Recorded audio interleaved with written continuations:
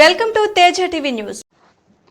నిజామాబాద్ జిల్లా వేల్పూరు మండలం ఆక్లూరు గ్రామంలో 1994 సంవత్సరంలో కాంగ్రెస్ పార్టీ పేద ప్రజలకు ఇందిరమ్మ ఇళ్ల కోసం ఇచ్చిన స్థలాన్ని కొందరు బీఆర్ఎస్ పార్టీ నాయకులు అక్రమంగా కబ్జాలు చేస్తూ దౌర్జన్యానికి పాల్పడుతున్నారని బాధితులు ఆవేదన వ్యక్తం చేశారు. మంగళవారం దాదాపు 94 మంది పట్టాదారు మహిళా బాధితులు మాట్లాడుతూ ఆక్లూరు గ్రామంలో గత 30 సంవత్సరాల క్రితం కాంగ్రెస్ పార్టీ హయాంలోనే గ్రామానికి చెందిన నిరుపేదలకు ప్రభుత్వం ఇళ్ల స్థలాలు మంజూరు చేసిందని, తమ ఆర్థిక పరిస్థితులు బాగోలేక ఇంటి నిర్మాణాలు చేపట్టలేదని అన్నారు.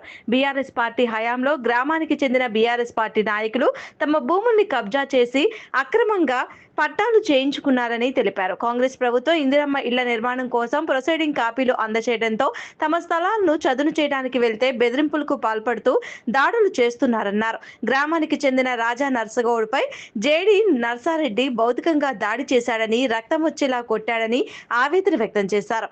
గ్రామంలో ఉద్రిక్త వాతావరణం చోటు చేసుకోవడంతో ఎస్ఐ సంజీవ్ కుమార్ ఆధ్వర్యంలో పోలీసులు ఘటనా స్థలానికి చేరుకుని బందోబస్తు నిర్వహించారు.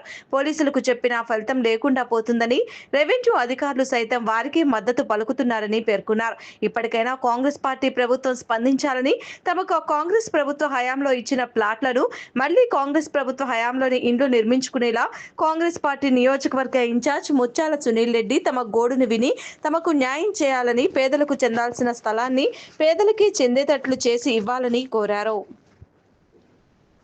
ఇప్పుడు మా మామయ్యని కొట్టిండు అంటే అమాయకంగా ఉండాలని చెప్పేసి మా మామయ్యని కొట్టిండు. ఇప్పుడు మాకు ఉండడానికి అసలు ఇండ్లు లేవు, ఏం లేదు. ఇట్లా అందరూ అట్లా చేస్తే ఇప్పుడు మేము ఏం చేయాలా అని మాకు అర్థమైతలేదు. అందరు భయం పడుతున్నారు. ఇప్పుడు ముందుకు వచ్చిన వాళ్ళనేమో కొడతామంటున్నారు. ఇప్పుడు మాకు న్యాయం చేయండి అంతే. ఇక మేము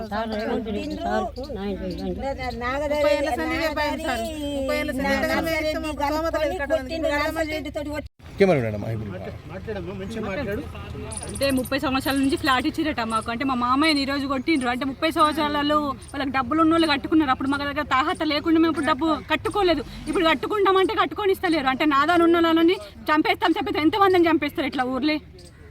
అంటే అవి ప్రభుత్వం ఇచ్చినాయి కదా, మేము ప్రభుత్వం ఇచ్చినాయి అని అదే దాంతో మేము ఇప్పుడు ధైర్యంతో ఉన్నాము. ఇప్పుడు మాకు అడ్డం వస్తే మేము ఇప్పుడు ఏం చేయాలి, మాకు న్యాయం చేయాలని చెప్పేసి మేము కోరుకుంటున్నాం. ఇంతకు ముందు ఒకసారి అట్లనే జరిగింది. అందరూ భయం పడుతున్నారు. అంటే ఎవరు ముందుకు వస్తే ఏం చేస్తారనే భయం ఉంది మాకు. అంతే, మాకు న్యాయం చేయాలి. ఇప్పుడు ఇందిరమ్మ ఇండ్ల గురించే మీరు 94లో ప్లాట్ దొరికింది. 94లో ఇక అప్పటి నుంచి చేసుకుంటామంటే చెయ్యనియకుండా ఏం బట్టబడ్డారు. వాళ్ళు వచ్చి చేసుకుందామన్నా వాళ్ళు చేయనిత్తలేరు. ఇక ఇప్పుడు తెగబడ్డాము. తెగబడ్డదానికి సార్ మీదికి మరల పడుతున్నారు. ఇట్లా తిరుగుతున్నారు, మళ్ళీ బట్ట పడుతున్నారు. జనర్సగొన్ని ఎంతమందికి ఇచ్చారు ప్లాట్లు? ఇవన్నీ పక్క పొన్న 94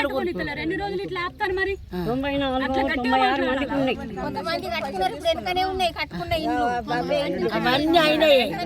కానీ మేము కట్టుకోలేము, సోమెత లేక కట్టుకోలేము. డబ్బులు మంది కట్టుకున్నారు సార్.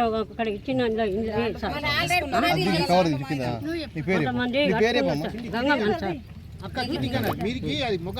అయితే వాళ్ళందరూ కట్టుకున్నారు. అమ్మడలు మాకు గట్ట ఇస్తాను 30 ఏళ్ళ ఇచ్చి కట్టుకుంటామంటే ఇప్పుడు ఒక ఆయనని కొట్టిండ్రు, ఇద్దరు కొట్టిండ్రు. ఇష్టం తీసుకుంటారు సార్. ఎప్పుడు చూడు అడమత్తురు ఓళ్ళు వేసుకున్నామన్నా చంపేస్తారట. 94లో